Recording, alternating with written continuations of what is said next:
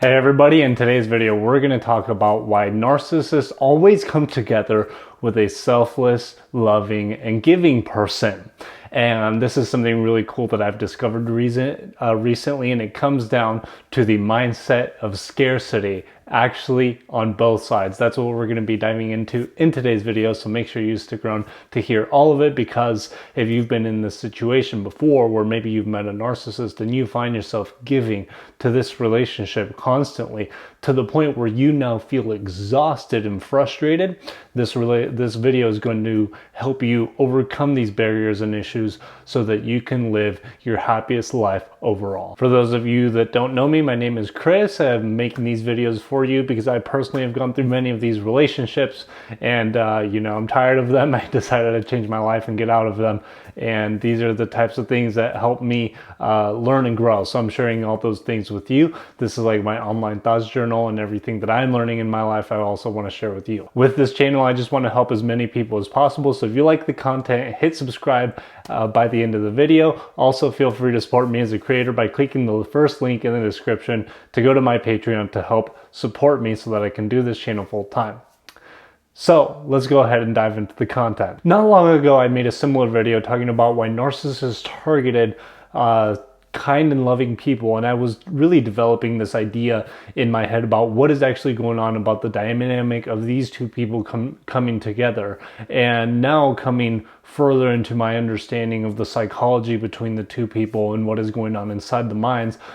Was actually, I think, incredibly important to realize is that there's actually a mindset of scarcity between both people. And if you find in yourself and in your life and your relationships that maybe you've been in this situation, I want you to take a real close examination of your mindsets as we continue forth throughout this video so that you can get the most out of it. With that being said, I think it's important to recognize the concept of self-love so that we can understand and have a groundwork for us to be able to analyze the psychology of the narcissistic person and of the selfless, loving, and giving person. Now, there's this idea behind self-love that everybody who is self-loving is also narcissistic. That's actually not the case. As we know, narcissism actually comes from an unmet need. It comes from an unmet love of self and love for other people, where now essentially this person has become so self-centered and selfish that they are no longer caring about the needs that other people have in life. The selfish mindset, the reason that it comes in play is because of scarcity. The selfish person, they're coming through and they're saying there is this amount of whatever need there is in the world, and there's only so much of it. That means I'm going to take as much of it as I can for myself, regardless of how it impacts other people. This is the selfish mindset, and it comes from this idea of scarcity. And because there isn't enough to go around, these people will want to take away from other people to only have for themselves, because that is their survival strategy. Now, on the flip side, you also have the person who is selfless. Now, the selfless person operates under the idea and the mechanism that they are going to give and give and give. However, there is actually an issue with the scarcity mindset coming from this type of person. If you look at the center and you're looking at self-love, what self-love actually is when somebody's, think of a cup of water, right? So here we have a cup of water. If you continue pouring water into this cup, eventually it's going to overflow and it's going to spill out. And what self-love really is, it's taking into consideration your own needs, your own priorities, what will make you the happiest in life, and meeting those needs directly and going about meeting those needs overtly without manipulating other people. And as you fill up your own cup, as the self-loving person fills up their own cup, it is going to spread out, and because their needs are met, they are actually also going to consider other people's needs. And because you are considering not only your own needs, but other people's needs, not only are you loving yourself, but you're loving the other people around you as well. This is the actual definition of somebody that is self-loving, that is also capable of loving other people. Then on the flip side, you have the person that is totally selfless, the person that gives the most that they possibly can out of themselves. They're pretty much just draining themselves of energy, giving to the other person. The way that this comes about with a scarcity mindset is that a lot of the times this person that continues overly giving of themselves eventually runs themselves so dry that when they don't receive the gratitude or appreciation that they thought that they would get by giving so much of themselves, they actually become dissatisfied. They become resentful and angry because their needs for gratitude and appreciation are not met. See, these people tried to meet their need for gratitude, appreciation, and love in a roundabout way by sacrificing so much of themselves that now they have taken out of their cup and their cup is no longer full, and they're hoping that they will get the appreciation and love that they feel that they need to fill up that cup again. But then again, you're coming from the same mindset of scarcity, of not having enough water inside of the cup.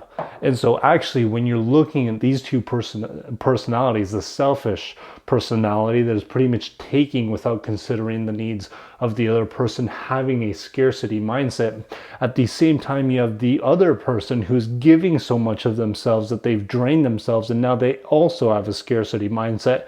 And not only that, they are also inadvertently, maybe even subconsciously, manipulating people by trying to get their needs for appreciation and love met in a roundabout way. Now, this brings us to a really important conversation about meeting your own needs in an overt way without the use of manipulation. So we're actually going to talk real quick about why manipulation occurs and why, if you feel that you've been on either side of the spectrum, it's okay for you to have felt that way and what you can do about it going forward. Now let's talk about manipulation real quick. Manipulation, if you think about it in this way, is that we all have certain needs that must be met in our life, whether that's a physical need, a survival need, an emotional need, a psychological, or maybe a spiritual need. Whatever needs we have these different needs that must be met. And there is no way to not have these needs. You're always going to need water. You're always going to need food. You're always going to need love and appreciation. You're always going to want connection with other people. These are needs inside of you that must always be met. And there is no way, as long as you're a human living on this earth, that you're not going to have these needs. Now, what happens in people with manipulation is that as you're growing up, there are certain needs that you are taught, whether either overtly or covertly, or you are not allowed to have these needs. And because you're not allowed to have these needs, you decide to not express them overtly to the other people that are in your life. And because you still have these needs and now you're not allowed to express them, you decide not to go after them directly, which leads us to the main cause of manipulation. Manipulation is just when people try to go out and meet these needs without being overt and direct to other people about the needs that they have in their life. If, for example, you're told in your life that it is not okay to ask for appreciation and for gratitude from other people, you will go about trying to meet your needs in a covert way to try to get that appreciation and gratitude from other people met. The same thing goes for the selfish person that is taught a different way, that it is not okay for them to maybe share what they have with people or go after what they want. They are taught that there is not enough abundance in the world, so they will go after trying to meet their needs in a covert, manipulative way. Now, there is only one solution to being able to meet your needs directly and overtly, and that is going to become the topic of vulnerability. I'll make a whole separate video on this another time, but the topic of vulnerability just actually comes down to the courage that you have inside of yourself to be vulnerable and put yourself out there and be vulnerable enough with other people. Coming along with that same amount of courage that it takes to be vulnerable, to tell the people that are in your life that you have certain needs that need to be met. And if you are willing to be vulnerable and authentic with people and tell them what needs you have met, what you're going to come across is that there are different types of people in life. There are people in life that are going to be willing to meet your needs, and there are people in life that are not going to be willing to meet those needs. And this is actually really good, because essentially what you're going to be doing is you are going to be weeding out different people from your life, and the ones that cannot meet your needs will then at this point move out of your life, and you are going to allow space for new people to come in that can actually go about and meet your needs. It's essentially, if you continue going to people that cannot meet your needs and you keep asking them to meet your needs, it's really like going up to an empty water glass, hoping and hoping that this water glass will get more full so that you can have some of it.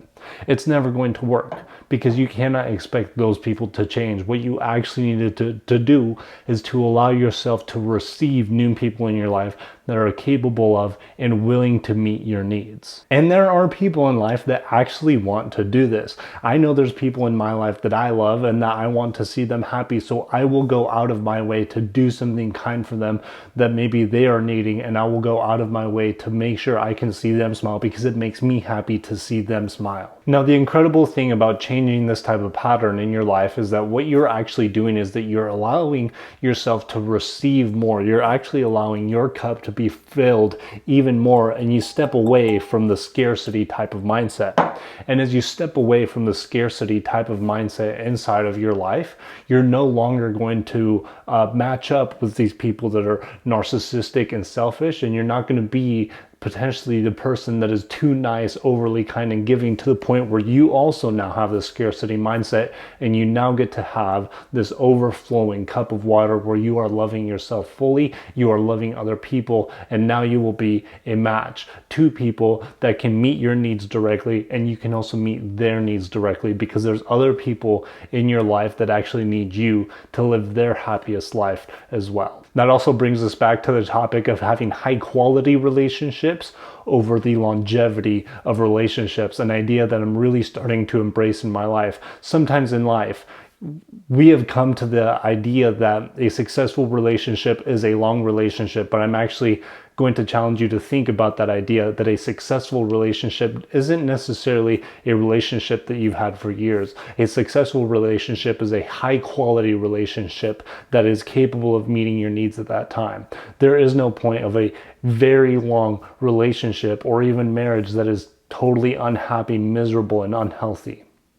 What the point of inside of these relationships is to have a high quality relationship. And as we allow these people to move in and out of our life, depending on what your current state of being is, you're actually going to allow yourself to have a higher quality life.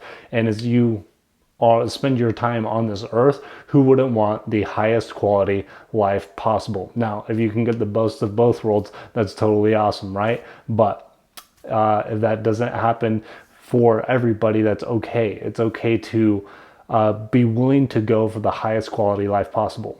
So that does it for this video on why these selfish narcissists come together with these selfless, loving people. And it all comes down to having the same scarcity-based mindset. And as you learn to love yourself and fill your own cup and overflow and meet your own needs, you are going to overflow and be able to meet other people's needs as well. And that is going to be a state of abundance and happiness that you can live from there on. So that does it for this video. If you like the content, please hit subscribe. If you want to support me as a creator, click the first link in the description down below to sign up for the Patreon so that I can do this channel full time. I hope you guys loved it. I'll see you on the next one.